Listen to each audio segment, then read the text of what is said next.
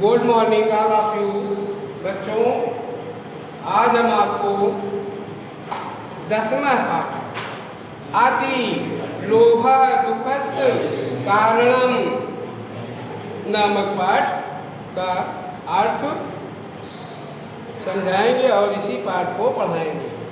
एकस्मिन् देशे कश्चित् राजा आसीत्। एक देश में कोई राजा था। तस्य नाम सुखीदासः। उसका नाम सुखीदास था। अतिलुब्धः सह दरिद्रः इव जीवनम नयत स्म। अतिलुब्धः अत्यंत लोभी होने पर भी वह दरिद्रता से जीवन बिताता था। एकदा कोऽपि मुनि सुखीदासस्य प्रसादम आगच्छत्। एक बार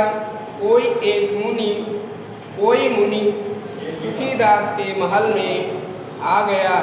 नप्तीतां मुनि सत्कार्यणा तोषयत्। नृपतीनां सत्कृत्याः संतुष्टः मुनिः अवदत्। नृपति ताम मुनि ने यानी राजा ने मुनि को सत्कार किया। राजा ने मुनि को सत्कार किया। सत्कार करके संतुष्ट किया। राजा ने संतुष्ट किया।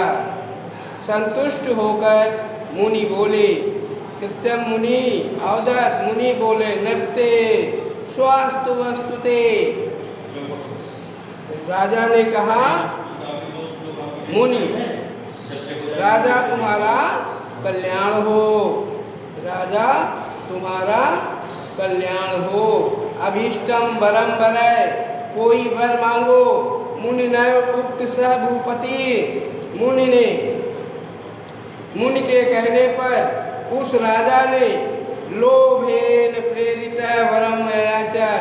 लोभ के कारण वर मांगा। मया स्पृश्यमान पदार्था श्रवण भवन्तु। मुनि के कहने पर उस राजा ने लोभ में आकर वर मांगा। मेरे स्पर्श से पदार्थ श्रवण भवन्तु। मेरे छूने पर जिस वस्तु को मैं छूं वह सोने की हो जाए। तथा स्वीक्तुम मुनि अंतर्ध्यान।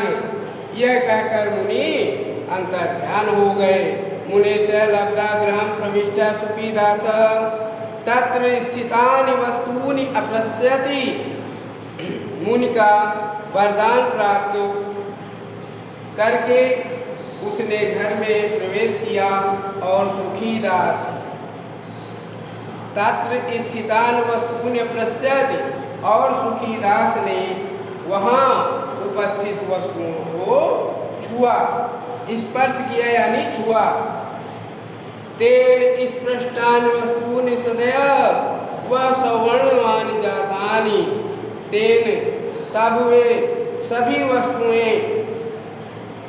वस्तुएं सोने की हो गई।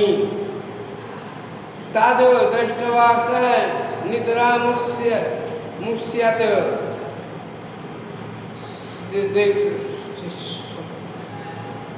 तद दृष्ट्वा नितरामुष्यत। तत् तस्य महती पिपासा जाता। तब उसे प्यास लगी। सह जलम। वह ऐसा देखकर निश्चित हो गया और तब उसको बहुत प्यास लगी। तेन स्पृष्टम जलमपि सुवर्णमयि पिंडम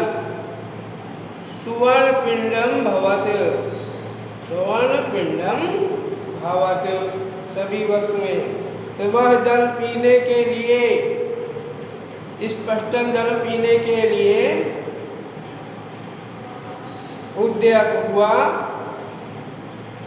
उसने उसके स्पर्श से सुवर्णमयी स्पष्टांजलमपि उसको उसके जल छूने से वो यानी स्पर्श करने से छूने से जल सोने का टुकड़ा हो गया।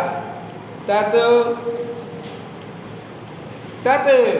अतीव सुंदराणि मानि कुसुमानि इति चावदत।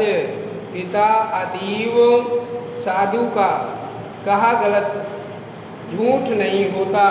उसी समय राजकन्या सुकुमार मंजरी वहाँ आ गई। पिता बहुत सुंदर लग रहे। पिता ने कहा बहुत सुंदर लग रही हो। तेन स्पष्टां मंजरी सुवर्णमयी जाता तस्य दृष्ट्वा कुमारी दुखिता अभवत्।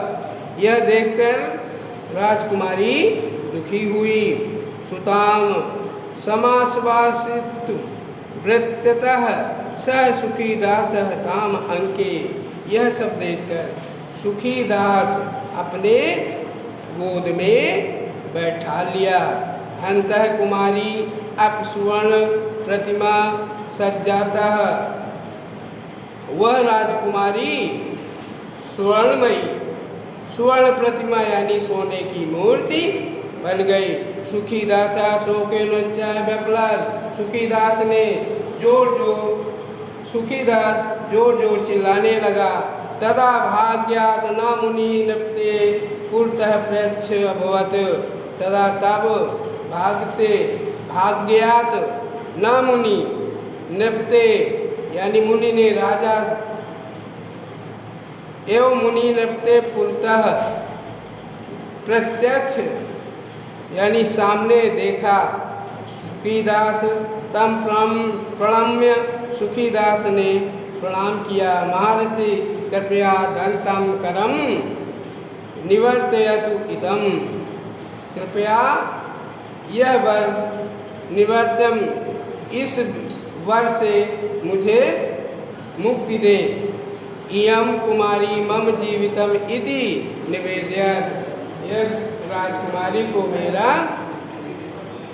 मेरी राजकुमारी को जीवित करें। यह मैं निवेदन करता हूँ। महर्षि अवदत्। महर्षि बोले सुखीदास त्वया सुवर्णमयी महत्तम गणितम। महर्षि बोले सुखीदास तुम स्वर्णमयी महत्तम तुम सोने का ही महत्व जानते हो। वस्तुतः तत् तुच्छम उद्यानात् जलमापतेन जलेन सिक्तानि वस्तूनि पूर्णावस्थां पश्यामि इत्युक्ते मुनि तत्रैव न रहते। उस वस्तुतः लेकिन तत् माने तुम उस उद्यान से जल लेकर तेन जलेन उस जल को उद्यान से जल लाओ और उस जल को सिक्तानि वस्तूनि सभी वस्तुओं में पूर्व डाले और पूर्व अवस्था में प्रस्थांति और वह पूर्व की तरह वस्तुएं हो जाए। इत्युक्तम मुनि तत्रैव अंतिरः।